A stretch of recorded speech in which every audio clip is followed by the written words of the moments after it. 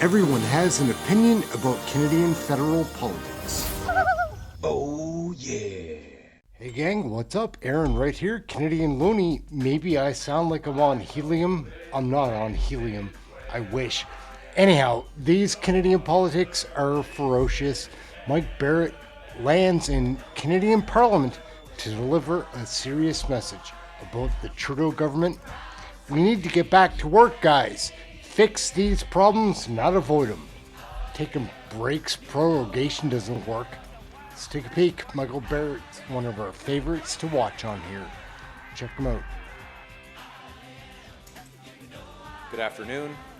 This morning we saw Prime Minister Justin Trudeau go to Toronto and make a speech that was accompanied by no commitment for action, but he was joined by a room full of insiders and former politicians and politicians.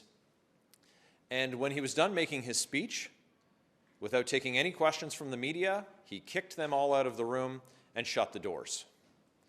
Now, we agree with Justin Trudeau on one thing, and that's that there should be a meeting happening and that the Prime Minister should be there. But that meeting should be here in Ottawa, and it should be right here in the House of Commons, with the 338 members of Parliament who were elected to address the issues that our nation is facing. And what issues could be more important than what is being addressed in the Trudeau performance in Toronto today? The threat of 25% tariffs, the need to put Canada first, to secure our border for Canadians, to break down interprovincial trade barriers, to make sure that we can pass a bring-it-home tax cut for Canadians. That's supposed to happen here in Parliament. Debated on the floor of the House of Commons, studied in the committee rooms in this very building. But the Liberals have decided to put party ahead of country. And while Justin Trudeau performs in Toronto, the rest of the Liberals are lined up behind their leadership hopefuls like Carbon Tax Carney and Carbon Tax Christia, who have yet to pronounce on if they share Mr. Trudeau's view that Parliament isn't important. But look, the absence of them having said it underscores that we know that they don't see the value in putting country before party. And it's very simple. The steps laid out, the common sense plan laid out by Pierre Poilievre, to be prepared in the eventuality that tariffs are levied, to strengthen our economy by breaking down those interprovincial trade barriers that the Liberals have failed to address over their 9 years, and to make sure that we can make work pay again, to deliver a meaningful bring-it-home tax cut, and to repeal the damaging policies of the Liberal government that have stopped the development of pipelines, that have stopped the exporting of our natural resources that would help deliver powerful paychecks for Canadians and would help diversify the trade that we're able to do as a country. Look, it's an important time in our country, and the questions that need to be put to Mr. Trudeau can't today because he's gone into hiding behind a locked door. They aren't being put to Mr. Carney because he's in hiding as well. And the last time he was asked if Parliament should be sitting, he ran away. And Ms. Freeland seems equally unconcerned. This is a democracy. Canadians expect that their views and their voices will be heard here in Parliament. And today we're renewing our call for Parliament to be recalled because it should be sitting. Parliament was scheduled to be sitting today. It should be our second week in our winter session, but it was shuttered. These doors were locked by Justin Trudeau when the Liberals decided to put party ahead of country. So let's get back to work. Let's recall Parliament so that we can debate the issues, pass legislation that is going to deliver real action for Canadians where we can put Canada first. Thank you. Is Donald Trump coming after Canada's critical minerals?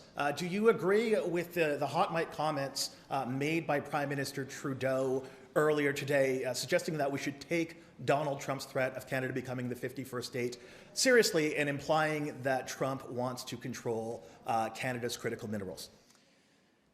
Dominic LeBlanc, the finance minister, and Justin Trudeau both told Canadians, just down the hall from here actually, that the comments by President Trump were made in jest and were not to be taken seriously.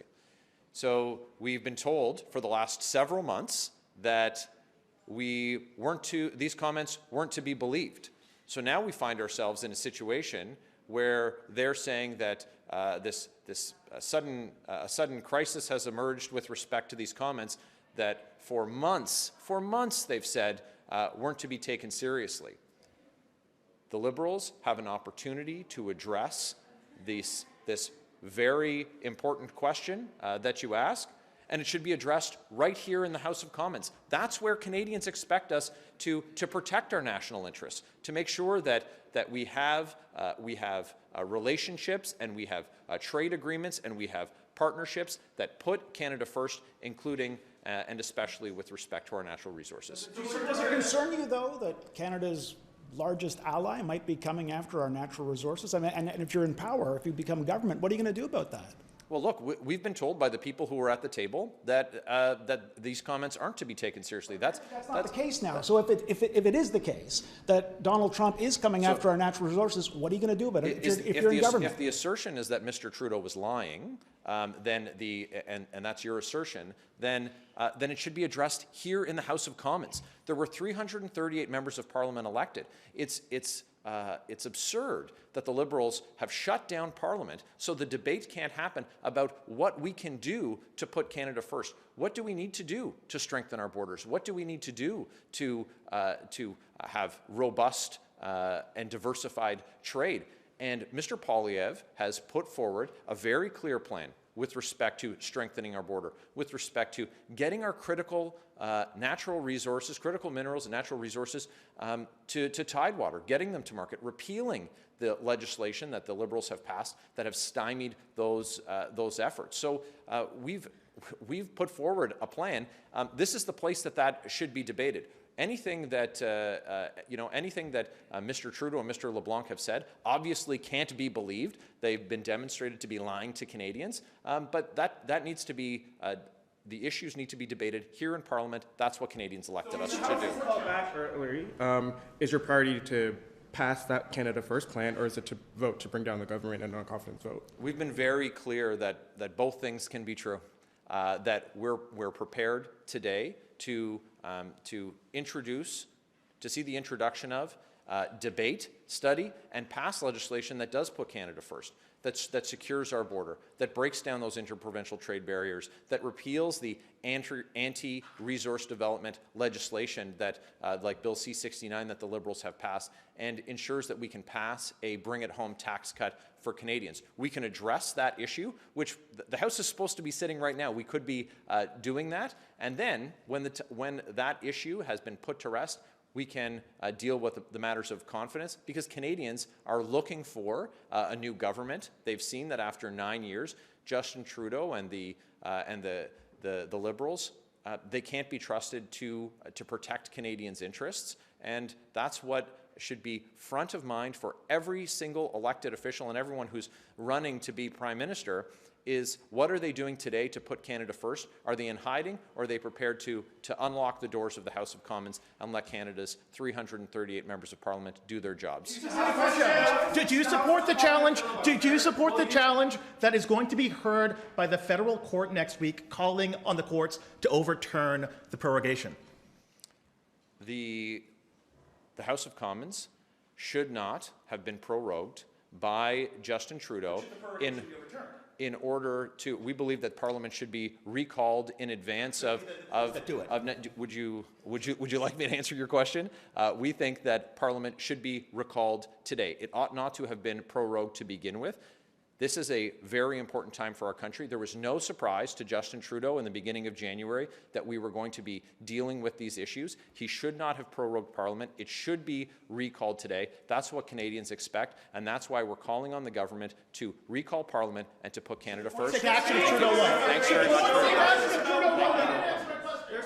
My name's Aaron. This is Canadian Looney. Like, share, subscribe, leave a comment. Love the comments.